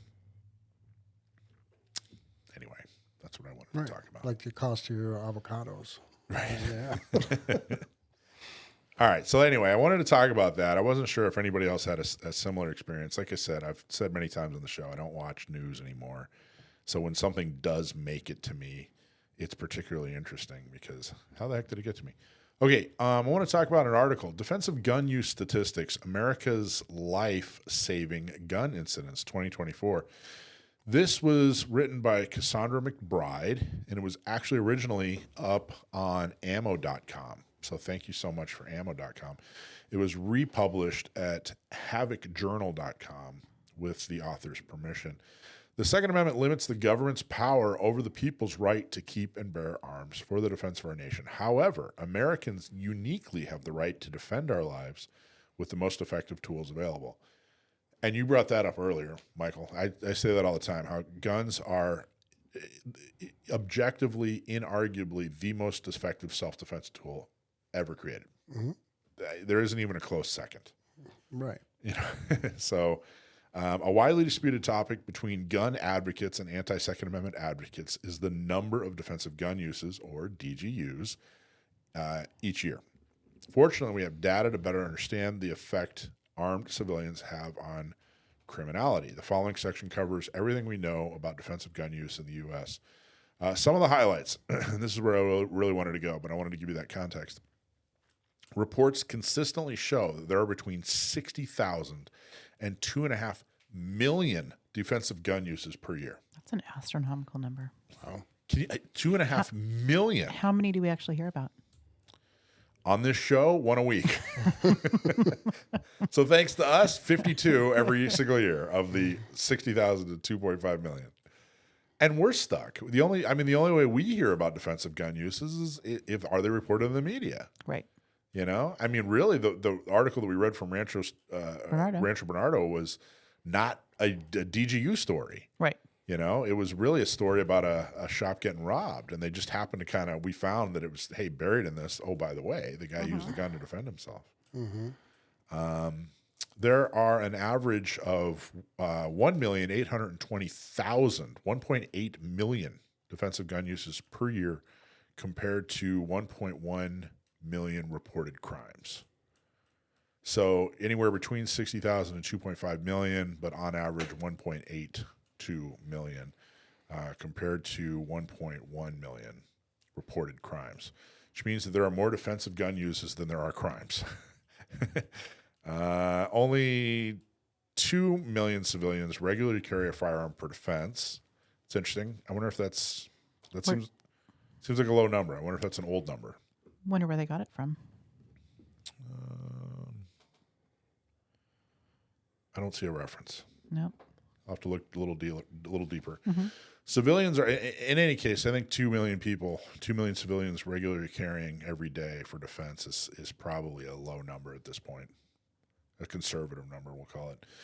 Civilians are 85% more likely to use a firearm for defense than to be murdered by one. Civilians, let me read that again. Civilians are 85% more likely to use a firearm for defense than to be murdered by one. That's huge. That's a big number. The average distance in defensive gun use, guess. Are you reading the article? Do you have it in front of I've you? got it right here in front of me. All right, Michael. But I would have guessed that, but let's throw it to Mike. What do you think, Michael? The average distance in a defensive gun use, what would you say in yards? In yards? Oh, I don't know. Throw a number out. 10. 3 yards. 3 yards. 3 yards, Right even there. less than 10 yards. Yeah. I was surprised at how.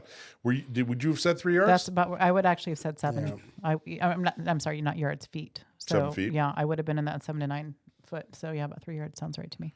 Yeah, I thought that was interesting. The average distance in a defensive gun use shooting is 3 I was yards. trying to convert feet to yards. It's a lot of math. Yeah, 10 feet is about right? Yeah. Right. The number of defensive gun uses is hotly contested and widely debated because the definitions and data collection methods vary. However, studies consistently show between 60,000 and 2.5 million per year. The average yearly reported number of self-defense cases between 1990 and 2023 is 1.8. Oh, there is a reference here. Hang on a second. No, they just kind of Explain referenced that one. itself. Yeah. And does that include a speculation on the Non-reported? non-reported? Is that So good question. And that's really where I wanted to talk a little bit about it. Why is it 60,000 to 2.5 million? That's a huge number. That's a huge delta. There's a whole section in the article about that. oh, is that? Yeah. So before we touch on it, though, they talked about widely debated because the definitions and data collection methods vary. So DGU is a very, very broad term. It could be anything. It could be I've got a gun. In one survey, let me put it this way. In one survey, a DGU could be someone saying I got a gun, all the way to somebody actually pulling the trigger and shooting somebody. In another survey, they might have to have shown the gun. Or in another survey, maybe they had to actually use the gun, or pull the trigger and actually, a bullet came out. So that's one reason. That is the biggest reason that there's such a huge disparity between, because they're a lot more fair. I got to tell you, the other side, the anti-gun side, doesn't use good science, and they do it on purpose. Whereas our side says, hey, look, here's the whole picture, because we're confident that we're right. We know that we're right. So we're not afraid to say, hey, you know what? Some surveys say 60,000, some surveys say 2.5 million, and there's a couple of surveys in between. Defensive gun uses are often debated because the information comes from survey data, and many wonder how 2.3 million DGUs are even possible annually. Some DGU surveys are more broad, asking questions like, have you ever retrieved a firearm because you perceived a threat? Others ask more specific questions, such as, have you ever retrieved a firearm because you saw an active threat or home intruder? And then, and of course, some actually look at, statistical data, they look at the FBI reports and that sort of thing. But your question was, hey, what about the unreported? And the answer is yes. There is an assumption of like, well, we figure that on average, X amount was, people way smarter than me know a lot more math than I do. They somehow figure out like, well, if X amount were reported, then X times Y is, Right. Probably closer to what it really is.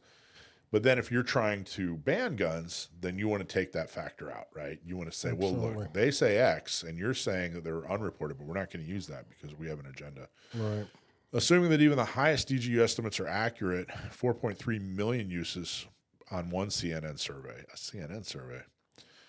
That would only be 2% of American gun owners thwarting a threat with a gun. Let's see. Indiana passed stand your ground laws in 2006 and permitless carry legislation in 2022. In January of 2024, 14 of 18 homicide investigations involved self-defense. Remember, homicide. Difference between homicide and murder is murder, there was like an intention. Murder means, hey, I wanted to kill that person for bad reasons. Homicide is a broader term, meaning anytime someone was killed. So in homicide investigations, 14 of 18 involved self-defense. So a self-defense homicide is someone defending themselves. A murder is never someone defending themselves. From a domestic violence incident to a home break-in, over 3/4 of all deaths in Indianapolis that month involved some type of self-defense claim. 3/4. That's amazing. Despite a 2022 study stating that stand your ground legislation leads to more homicides, a 5-year average of homicides by state does not support this hypothesis. In fact, national homicide rates increased between 2020 and 2022. Furthermore, states with permitless carry legislation and SYG legislation, stand your ground legislation, have the same homicide rate average as those who don't. It really is amazing. By the way, this was, a lot of, they're talking about CDC numbers. This was not, these are generally agreed upon numbers.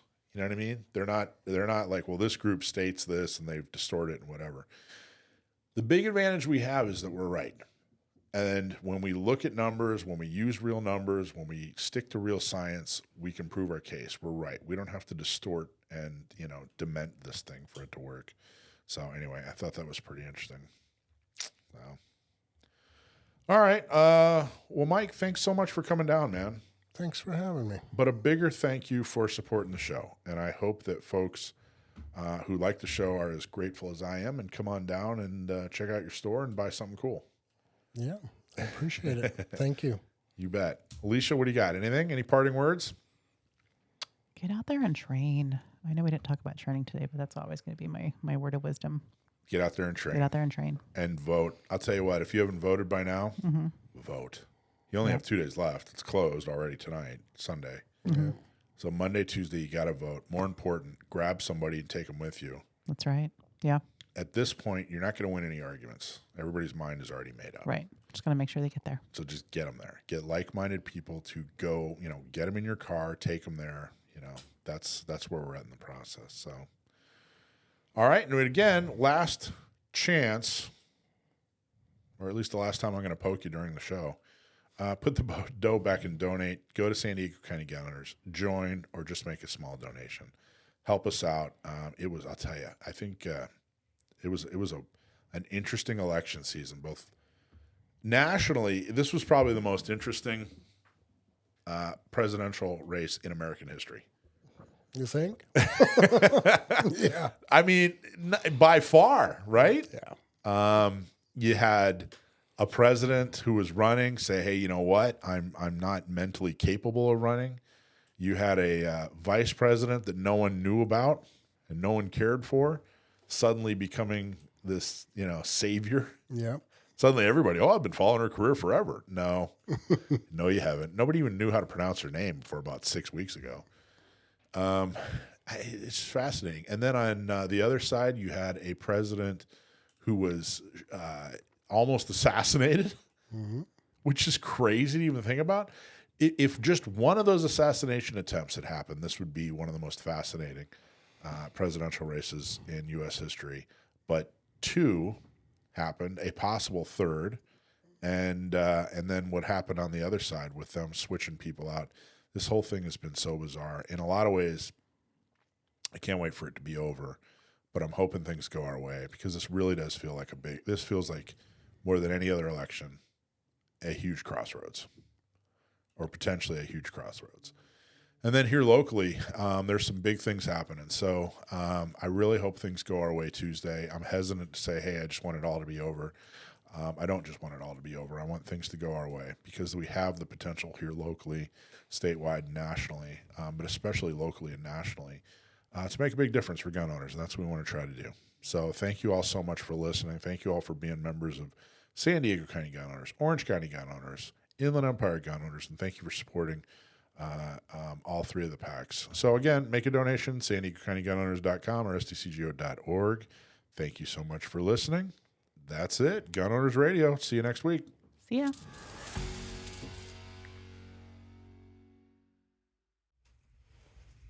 Hey, it's Michael Schwartz from Gun Owners Radio. Thank you for watching. Don't forget to like and subscribe.